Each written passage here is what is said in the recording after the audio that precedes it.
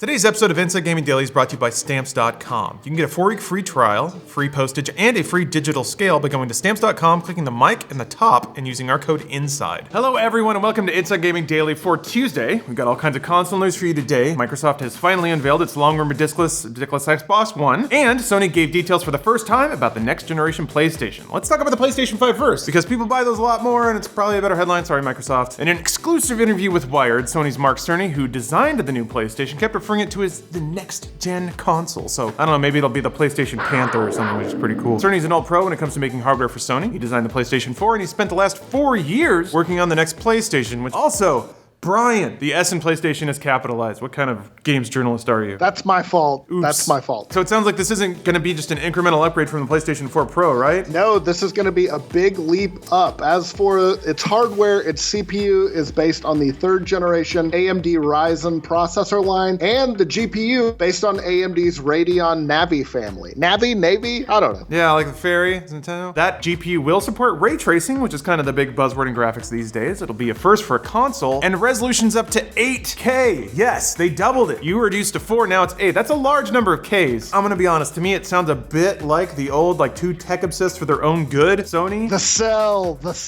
Oh god, the Cell. Yeah, remember when they had a compact flash card reader on the front of the PlayStation 3?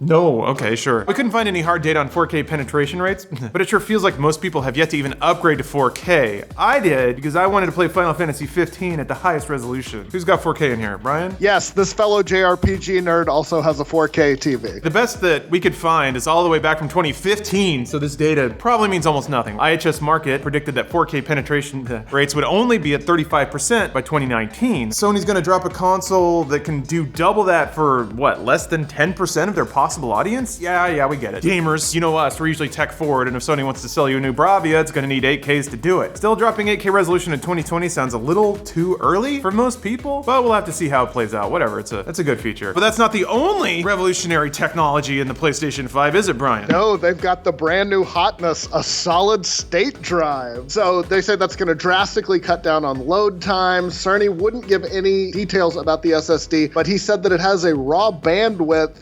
higher than any SSD available for PCs. Man, we're just real horny today. Sony implied this could lead to a complete rework of modern game design, since so much of a game is gated by how fast the console can pull information from a disk or a hard drive. That is true, but games still have to be designed around the slowest transfer speed they can reasonably expect, so multi-platform games won't be able to design around the ridiculous transfer of a PlayStation 5. They still have to program for PCs and Xbox One S's, and we'll get to that in a minute. This is maybe a vision of how ridiculous PlayStation 5 exclusives will be. Meanwhile, everything will load about as fast as games have on the PC for the last 5 years. Boom! Got him! Boom! So claims of revolutionary loading make sense when considering the architecture of the PlayStation 4. I wrote that part, and it does have the S capitalized, for shame. The PS4 had a stupid amount of very fast system RAM for the time, and if there's a fat-ass pipe between large system storage and generous amounts of speedy RAM, it's very possible that a game machine could nearly do away with all loading-based bottlenecks, which games have gotten very good at hiding, but that's because they kind of bake them into design. So this means no more loading screens, no more outrunning the game world loading all around you so you don't get cool Reddit gifs, no more long hallways where somebody chatters game lore at you while you slow walk with 2 fingers to your ear. But we got more features on the way, don't we, Brian? Oh yeah, baby. The next PlayStation will also be backward compatible, so they're finally getting on board with that. It's going to be able to play PlayStation 4 games. That'll be a great selling point. It was one of the best features of the Xbox One this generation, and the absence of backwards compatibility on the PS4, very, very noticeable. So it's nice to see that they're catching up with 2013. It does remain to be seen if those games, the backwards compatible PS4 games, will upscale at the system level like Xbox One games do. We've been hearing this question from you guys all week. Will we finally be able to play Knack in 8K? Every day in the comments, all up and down. Knack in 8K. When can we play Knack in 8K? Listen, patience, guys. We'll get there eventually. The next PlayStation will all support VR. Sony didn't get into that, but he said that VR is very important to Sony. Cool. But he also talked about audio, right? It's not just all the Ks flying into our eyes, it's also about the decibels flying into our ears. Yeah, he talked about some kind of new 3D audio technology that he said will be dramatically different from the PS4. He told Wired, with this next console, the dream is to show how dramatically different the audio experience can be when we apply significant amounts of hardware horsepower to it. Yeah, he talked about how ray tracing can not only be used to bounce light around for physical representation of lighting in a scene, but it can also be used to trace sound. So sound can bounce through corridors or reflect off surfaces. I don't know, man. I usually play my games with the volume low so my girlfriend can watch People's Court. We're in a very loving relationship. Anyway, no release date yet on the PlayStation 5, but he said it won't be out this year. Start saving up your pennies, you got some time. And he said that it will accept physical media. It's not gonna be a digital-only machine like a lot of blogging futurists like to predict. But that brings us to our next story. The discless Xbox finally started hearing rumors about this a month ago. Turns out they were true, which means we didn't make fools of ourselves. Thanks, Microsoft. And while this isn't a next-gen console, it is definitely the latest sign in the industry's continuing shift to digital. It's not the actual first discless thing. Don't forget about the PSP Go. That was all digital. Yeah. Who? Anyway, we got our hands on one of the consoles, so we'll give you our opinions on it too. Here's what we learned. First off, it's called the Xbox One S All Digital Edition. Pretty on the nose with that name. It's the same power-wise as an Xbox One S. The only difference is it doesn't have an optical hard drive. And it's actually pretty identical to an Xbox One S in every other way, other than not having a drive slot. It looks exactly the same chassis, same everything. To drive that point home, they even got a special sticker on the packaging to remind you, hey, this machine doesn't take discs. We kind of predicted that an all-digital Xbox might be really tiny and sleek and cool looking, but that's not the case. Why is that, Brian? The removal of the optical drive could have prompted a redesign of the whole console as we predicted, but Microsoft spokesman Jeff Rubenstein told us they stuck with the same design to help maintain the most affordable price point because redesigns cost money. Yeah, it's not something that we honestly had even thought about, that to redesign the motherboard and redesign the chassis, people have to do that. This is gonna cost $250, which is $50 cheaper than an Xbox One S. Here's the interesting part. So we checked the prices on optical hard drives for the Xbox One, and they seem to cost in that $30 to $50 range. So just dropping that part and knocking down the price kind of makes sense. So is this just an Xbox One S with no disk drive? We'll find out in a minute. I'm gonna tear that apart. I'm actually really curious to see if they just pop the thing off. I think the telltale will be if there's just an exposed SATA port with nothing plugged into it, but we'll see right now.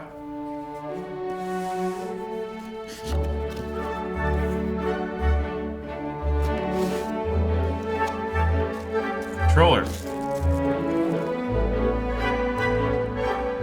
Here are all the download codes, it looks like. 1 month gold. That sucks a little bit.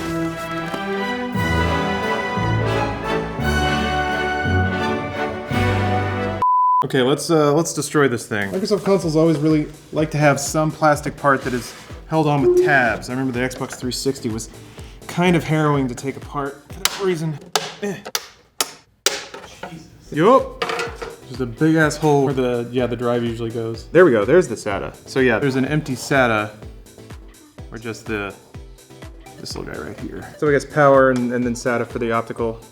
Yep, it's just empty ports. Big ass fan, big ass heatsink. That's part of why it can be like quieter too, a big fan.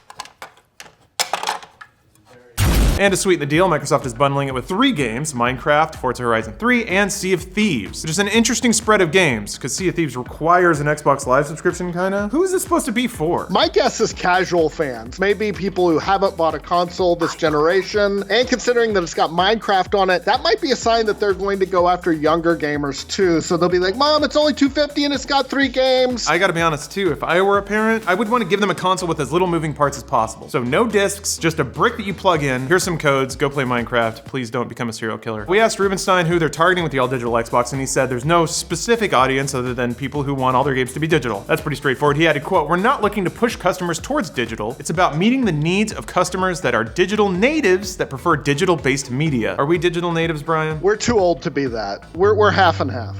Damn it, that hurt. But what about retailers? So, having spent a stretch in GameStop, I know that retailers kind of hate this stuff because there's less items per transaction. There's not enough to bolt on. Then again, they are happy to sell smartphones and tablets, which are also full digital ecosystems. What did good old Rubenstein have to say about that? Well, we asked him and he gave a very political response. He said that retailers are, quote, great partners that play an important role in the ecosystem of delivering physical hardware and software and digital codes for digital games and subscriptions. So he loves retailers. Sony recently said they won't sell game codes at retail anymore. Rubenstein obviously said Microsoft will keep doing it. The discless Xbox One S is hitting retail about a month from now on May 7th. Of course, there's a bigger reason why Microsoft wants to sell you a cheaper Xbox to get you to buy games, or better yet, a subscription service. They announced something in that tune, right, Brian? Yep. They announced Xbox Game Pass Ultimate, which combines Game Pass with Xbox Live Gold for a mere $14.99 a month. $15 a month to make your kids shut up forever is pretty good Pretty good deal, I gotta say. Microsoft has been beefing up Game Pass lately, putting new games like Crackdown 3 and Forza Horizon 4 immediately day and date on the service. While they haven't really been able to compete with Sony in exclusives this generation, I don't think anybody would really argue with that. They're definitely trying to compete in value and accessibility and ease. That's the big selling feature of the discless Xbox anyway. This console comes as gamers have been buying more and more games digitally for years now. Everybody's kind of used to it at this point. We have some stats to throw out, right, Brian? Lots of stats. So if you look at the whole video game industry, console, PC, mobile, social, back in 2010, 69% of games were physical sales versus 31% digital. Just 7 years later, that had all changed. 2017, physical sales were 21%, 79% were digital. So a huge sea change in less than 10 years. And then last year, Sony said in a financial report that 43% of the PlayStation 4 software sales were digital. In 1 quarter last year, for the whole fiscal year, digital sales were 32%. So even on the console side, where physical is a lot stronger, digital is creeping up and up and up and up. But what will happen to the Kotaku articles about the dude who collected every Neo Geo game? If you look at some individual games, digital sales are even higher. When Destiny 2 came out back in 2017, Activision said that more than half of its sales were digital. Some analysts have said that the entire industry could be all digital in about 3 years, which is why Microsoft figured the time is right to unveil this all digital Xbox. Probably just a little toe in the water. It's good to like put something out and see what little rumbles happen, if any. Maybe this is a way to test to see how the market reacts to it, what education efforts they have to do. Their customer support line has to keep fielding calls from people who are like, I got a broken Xbox. And they have to say, no, you didn't. You just didn't read the packaging or listen to what the person behind the counter said. A whole lot of console news for this Tuesday. Microsoft is throwing away discs and Sony is adding a solid state drive. Oh boy, gaming sure is wild. So why did this article come out today? One would think Sony would save their load for E3, except they're not going to E3. I can't tell if it's just petty or just weird timing. I doubt Sony coordinated with Wired to get the exact same release date as this Microsoft announcement. I'm all for corporate shenanigans, but to me, this just seems a little coincidental because Sony would have had to go through Wired and said, no, you have to release this on this date, the 16th of April. That seems to be too cloak and daggery. It's not like the discless Xbox announcement was gonna really steal a lot of thunder away from Sony and their next PlayStation, which is kind of the dominant platform in the entire world. So there is a little bit like, oh, did you really have to shove the kid out of the wheelchair? Sorry, Microsoft, you're not in a wheelchair, you're walking on your own, you're a grown boy now. It's interesting to theorize about, but yeah, I tend to agree. I'm just like, why Wired? Shouldn't you have like Logan Paul unveiling this news or something? That's probably a bad idea. I want to kill myself now. Today's episode of Inside Gaming Daily is brought to you by Stamps.com. If you're fighting the future, and if you're focusing on digital games and you want to resell those, which is what I've done a lot, it's how I got through college, Stamps.com is your savior. It'll save you the hassle of having to go outside, go to the post office, waste all that time. Time is money, and money is video game achievements, and we all need more of those in our lives. So by going to Stamps.com, you can basically buy postage on anything. You can use your computer to print out postage 24/7 for any letter, any package, any class of mail, anywhere you want to send. So maybe you just go to eBay, you sell a little stuff, you make some money on it. Go to Stamps.com, save yourself some time and money. It's all profits right back in your wallet, baby. With Stamps.com, you get 5 cents off every first-class stamp and up to 40% off priority mail. Not to mention, it's a fraction of the cost of those expensive postage meters. And right now, you can get a 4-week free trial plus free postage and a free scale. Helps you weigh stuff so you can buy the right postage. By going to Stamps.com, clicking the microphone at the top of the webpage and using our code INSIDE. What's more, that's a 4-week trial, free postage, and a free scale. Going to Stamps.com, clicking the mic, and using our code INSIDE.